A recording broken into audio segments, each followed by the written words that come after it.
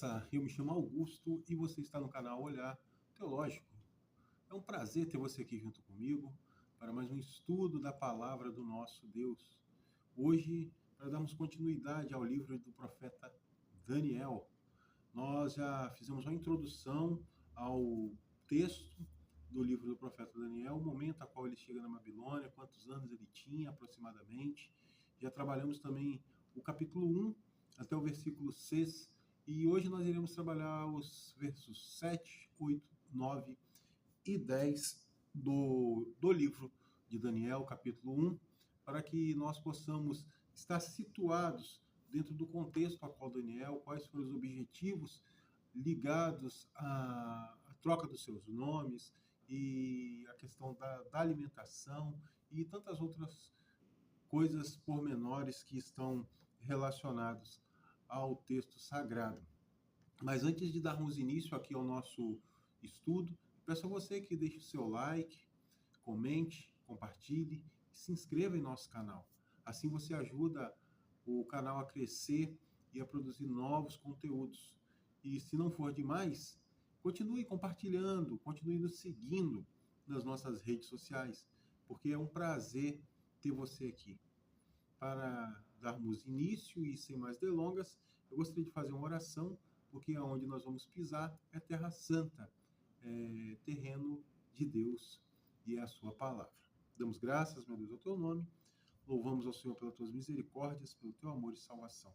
Ilumine as nossas mentes para louvor do Senhor e para a tua glória, em nome de Jesus. Amém. O texto de Daniel 1, verso 7 ao verso 10, nos diz o seguinte: Mas o chefe dos eunucos lhes pôs outros nomes, a saber, Daniel, de Belsazar, Ananias, de Sadraque, Misael, de Misaque, e Azarias, de Abednego. Daniel, porém, propôs no seu coração não se contaminar com a porção das iguarias do rei, nem com o vinho que ele bebia. Portanto, pediu ao chefe dos eunucos que lhe concedesse não se contaminar. Ora, Deus fez com que Daniel achasse graça e misericórdia diante do chefe dos eunucos. E disse o chefe dos eunucos a Daniel: Tenho medo que o meu senhor, o rei, que determinou a vossa comida e a vossa bebida, pois viria ele o vosso rosto mais abatido do que os dos outros, jovens da vossa idade, assim poreis em perigo a minha cabeça para com o rei. O texto, ele é conhecido pela igreja, ele é pregado por vários pastores, por vários líderes, porém, às vezes nós deixamos alguns pormenores passar despercebido, como relação à questão da troca dos nomes, ao não se contaminar com o alimento, como Daniel propôs em seu coração. E ali essa ideia de propôs no seu coração, eu estou falando que eu acredito, Augusto acredita, que ali foi uma ação já sobrenatural de Deus, colocando no coração de Daniel o não se contaminar. Primeiro porque Daniel era um judeu e conhecedor das leis levíticas, ele não se contaminaria. Porém, como estava inserido dentro de um contexto, e talvez por medo, ele se contaminaria com essas iguarias. Para quê? Para preservar a sua própria vida. Mas, volto a frisar, eu, Augusto, entendo que Deus ele já age de uma forma sobrenatural, e colocando no coração de Daniel o não se contaminar. Mas, voltando aqui ao verso 7, que é o nosso primeiro verso de análise que nós vamos tratar aqui, ou falarmos, conversarmos alguma coisa sobre, o verso 7 nos mostra já o seguinte: o chefe dos eunucos lhe pôs outros nomes. A chegada de Daniel à Babilônia é meia conturbada, né? Ela é meia cheia de obstáculos. Primeiro porque a sua pátria ela é dizimada, ela é destruída. E segundo, agora ele está numa cultura totalmente diferente, ele está num reino totalmente diferente, hostil ao Deus a qual Daniel serve. E Daniel agora ele é entregue na mão de um estranho, para que esse estranho venha cuidar da alimentação de Daniel, venha cuidar dos vestuários de Daniel, daquilo que Daniel deveria beber, e não só de Daniel, mas também dos outros amigos de Daniel e dos demais jovens que vieram cativos de Babilônia, de Judá. E aqui nós vemos o primeiro ponto aqui. O chefe do eunuco chamava Asfenaz.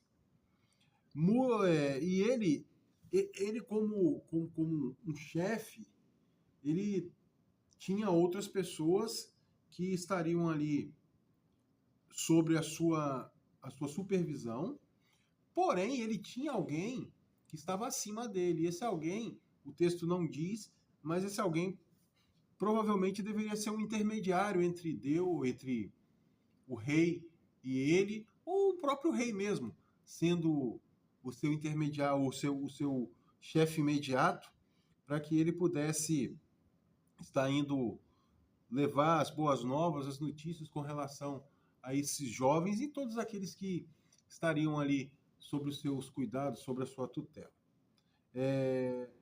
Asfenaz, ele muda o nome de Daniel e dos seus amigos para nomes babilônicos. Na verdade, não muda para nomes babilônicos, ele muda para divindades babilônicas. O nome de Daniel, por exemplo, significa proteção de Marduk, Bel-Sazar.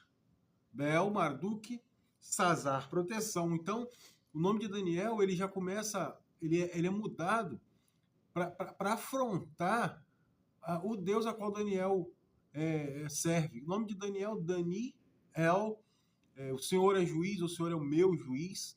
Agora, Nabucodonosor, com a sua corte aí na figura do chefe dos eunucos, coloca o nome de Daniel como Belsazar, proteção de Marduk, proteção de Bel. Então, nós já começamos a ver aqui no verso 7 como Babilônia ela faz mudanças na vida tanto desses jovens que foram cativos para lá, mas também a Babilônia espiritual, como ela faz mudança nas vidas ou na vida de várias pessoas.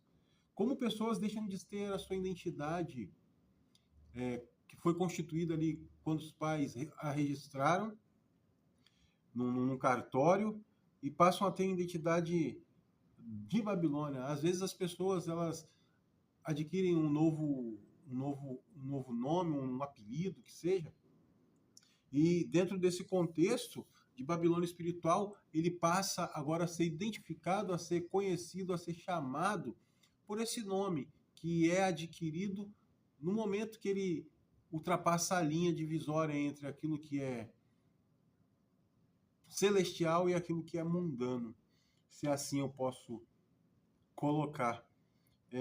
Às vezes, as pessoas, muitos jovens principalmente, quando estão em sua casa, dando um exemplo aqui de um nome por alto aí, Felipe, suponhamos. Felipe, em sua casa, ele é uma pessoa dócil, meiga,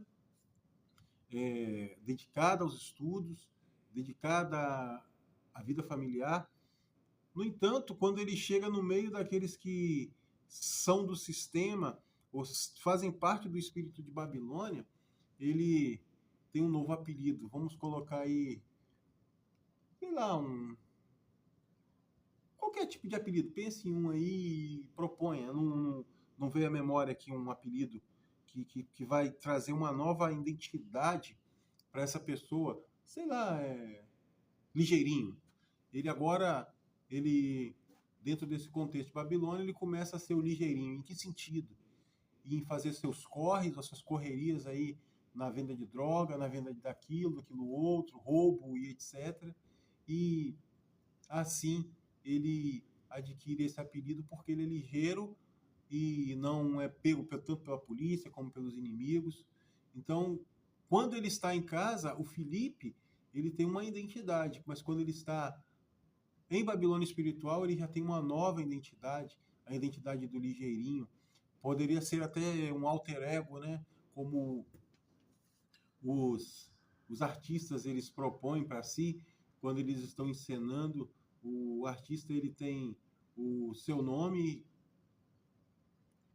que foi adquirido de nascimento, registrado, porém quando ele está ali interpretando um personagem, ele incorpora esse personagem e esse alter ego agora ele fica, ele toma conta desse artista e esse artista muitas das vezes não consegue se libertar desse alter ego ou desse nome que ele adquiriu como artista. E assim também é aqueles que recebem novos nomes em Babilônia. Porém, voltando ao nosso personagem aqui, Daniel, ele não quis a proteção de Marduk. Ele continua a ser chamado Daniel. Daniel, o Senhor é meu juiz, ele foi protegido por Deus, foi guardado por Deus, ele foi liberto, livrado por Deus em tantos aspectos da sua vivência em Babilônia. Um segundo ponto aqui também, nós podemos estar abordando aqui, já se encontra no verso 8, e o texto aqui vai falar das iguarias e dos vinhos ou da bebida real. Daniel propôs ele em seu coração e não se contaminar com a porção do rei ou com a comida do rei. Como falei anteriormente, eu acredito que Deus ele já colocou isso, direcionou isso no coração de Daniel, para que Daniel ele não se contaminasse com as iguarias de Babilônia, com o alimento de Babilônia. Às vezes, nós nos contaminamos com comidas sacrificadas a ídolos, a demônios, sacrificadas a deidades, divindades que não são nada, são somente demônios. E quebramos a nossa aliança feita com Deus. Só a questão aqui de adendo, quantos cristãos nesse carnaval que passou, ele rompeu a sua aliança com Deus? Quantas igrejas romperam sua aliança com Deus e no festejar no terreno do inimigo, e no festejar na festa de Satanás, na festa da carne, com a alegação de estar indo evangelizar, com a alegação de estar indo fazer parte ou fazer seu papel como cristão, de levar o evangelho a todas as pessoas, mas se esquecendo que o levar o evangelho não é estar indo para o terreno do inimigo. Ali, naquele local ali, irmãos, ninguém quer saber de Deus. Se quisessem, eles não teriam ido. Isso é uma desculpa para extravasar aquilo que já está latente em nosso coração. De querer voltar ao mundo, de querer voltar às práticas mundanas.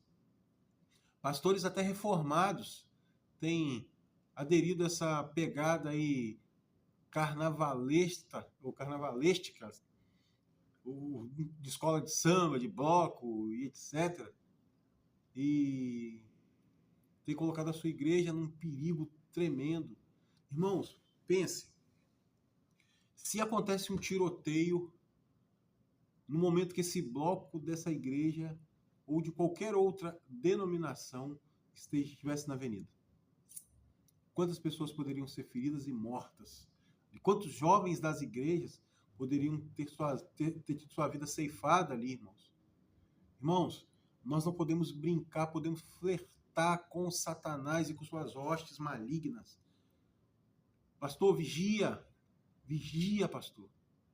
Vigia para que você não caia em tentação e depois venha falar que é Deus que está te tentando.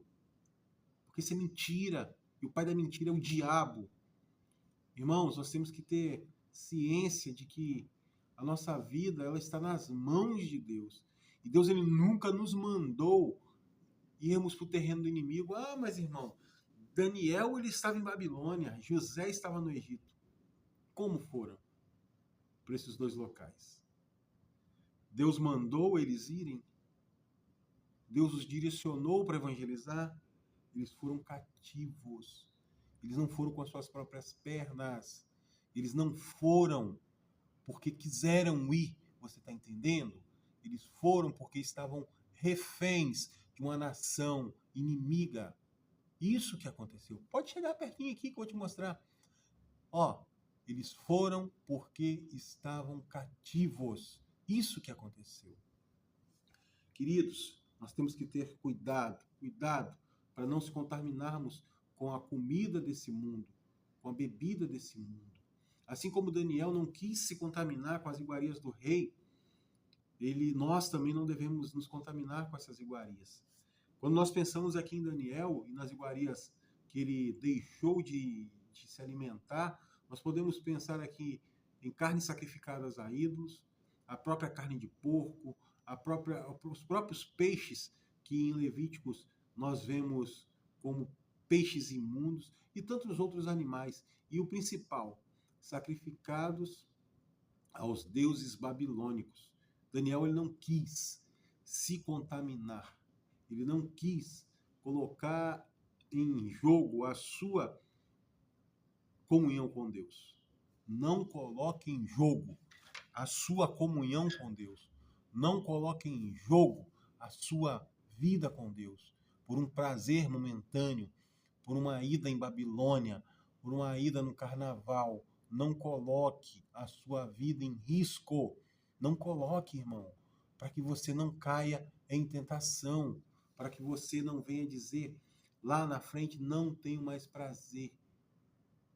Que Deus ele tenha misericórdia, tanto da vida dessas igrejas, como da vida desses pastores, que têm levado suas igrejas a pecar, a se contaminar com as iguarias de Babilônia. O 9, o versículo 9 aqui, irmãos, nós vamos entrar agora aqui. No versículo 9, ele vai falar que Daniel achou graça com o chefe dos eunucos. Foi o que eu disse. Daniel fez com que Deus fez com que Daniel achasse graça com o chefe dos eunucos. Deus é o Deus da misericórdia, é o Deus da graça.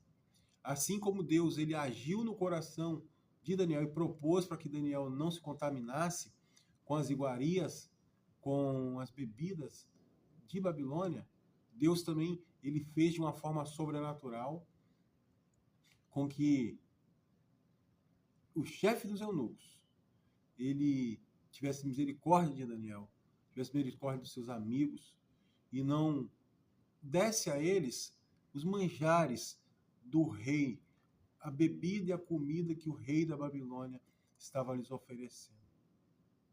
Isso às vezes acontece, irmão, mas nem sempre. Nem sempre vamos ter misericórdia aonde não existe misericórdia.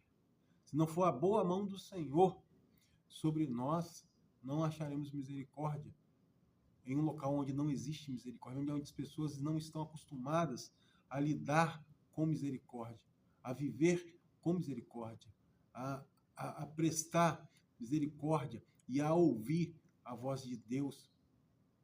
Queridos, nós temos que ter muito cuidado com as decisões que nós tomamos. A de se contaminar ou de não nos contaminarmos. Daniel ele teve um firme propósito de não se contaminar com as iguarias do rei da Babilônia. Você e eu temos tido esse mesmo propósito de não nos contaminarmos. Ah, irmão, como nós nos contaminamos? Às vezes nos contaminamos, queridos, através de palavras, através de ações, através de atitudes, através de filmes que assistimos, através de música que ouvimos. Tudo aquilo que te afasta de Deus, ele está contaminando o seu ser, ele está contaminando a sua vida, ele está te contaminando e fazendo com que a aliança eterna de Deus possa ser rompida na sua vida, por um momento, ou quem sabe por uma eternidade. Irmãos, chega aqui, ó, deixa eu te falar, não tente a Deus. Não tente a Deus. Às vezes nós encontraremos misericórdia sim, irmãos, mas nem sempre encontraremos ou teremos misericórdia lá fora. Às vezes nem dentro da igreja temos misericórdia. As pessoas têm misericórdia de nós. Imagina num mundo que está corrompido, onde pessoas estão vivendo de acordo com o seu bel prazer. Você acha que ali você vai encontrar misericórdia? A misericórdia dali vem só com interesse próprio. Vigia, vaso. Vigia, irmão. Vigia, pastor. Não coloque o seu rebanho em risco. Não quebre a sua aliança com Deus, querido. Viva para a glória de Deus de acordo com a palavra do nosso Deus.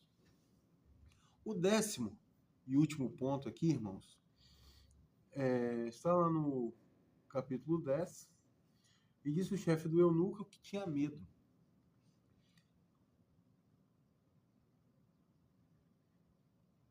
O chefe do eunuco tinha medo de dar da comida que Daniel pediu em detrimento à comida que o rei já tinha estipulado e elaborado para que Daniel e seus amigos se alimentassem.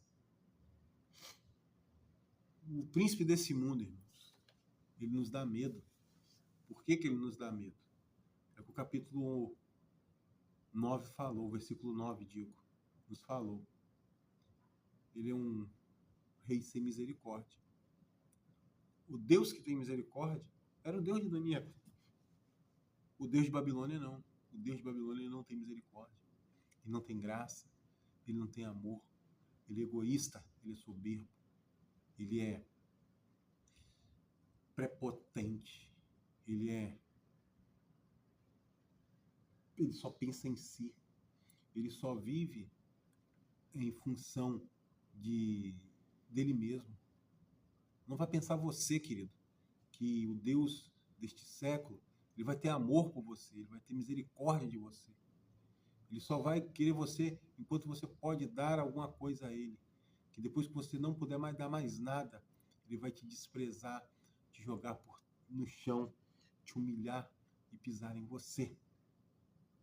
E, por fim, para concluir aqui a nossa reflexão sobre esses 3 versículos aqui, 4 versículos, tem algumas lições que nós podemos tirar aqui. A primeira lição é a fidelidade. Daniel e seus amigos demonstraram fidelidade às suas crenças e tradições judaicas, mesmo em um ambiente hostil. Você tem mostrado isso? Eles mostraram. Na escola, no trabalho, você tem mostrado fidelidade a Deus, às suas tradições cristãs, mesmo em um ambiente hostil. Segundo ponto aqui de lição que nós podemos tirar disso, confiança em Deus. Daniel confiou em Deus para intervir a seu favor e protegê-lo. Tenha certeza, Deus nos protege. Assim como Deus protegeu Daniel, Ele protege a mim e a você. Você tem confiado nisso? Você tem entregado a sua vida a Cristo? Em confiança e submissão? O último ponto aqui, sabedoria e discernimento. Daniel demonstra sabedoria e discernimento ao propor um teste para convencer o chefe dos eunucos. Às vezes nós temos que propor alguns testes para vencermos o nosso inimigo. E que esses testes eles venham ser testes direcionados da eternidade. Testes que nos façam crescer e vivermos para a glória de Deus. E a aplicação que nós podemos fazer, manter a nossa vida em fidelidade às nossas crenças e os nossos valores, mesmo em meio a situações difíceis. Primeiro ponto. Confiar sempre em Deus para intervir ao favor ou ao nosso favor e nos proteger. E a terceira e última aplicação aqui é buscar sabedoria e discernimento em Deus, para que nós possamos viver de acordo com a palavra dele. Que Deus ele aplique esse pequeno estudo, essa pequena reflexão, esse pequeno momento de apresentação aqui do livro de Daniel, não dá para trabalhar tudo aquilo que gostaríamos, devido ao nosso tempo, devido à nossa correria do dia a dia. Porém, apresentamos aquilo que dá para você e eu aplicarmos em nossas vidas e fazermos a vontade daquele que nos chamou. Que Deus abençoe você, sua casa, sua família, te dando sabedoria, discernimento, que você tenha confiança em Deus e que Ele proteja você a cada dia e a mim, em nome de Jesus. Fica na paz. Deus abençoe.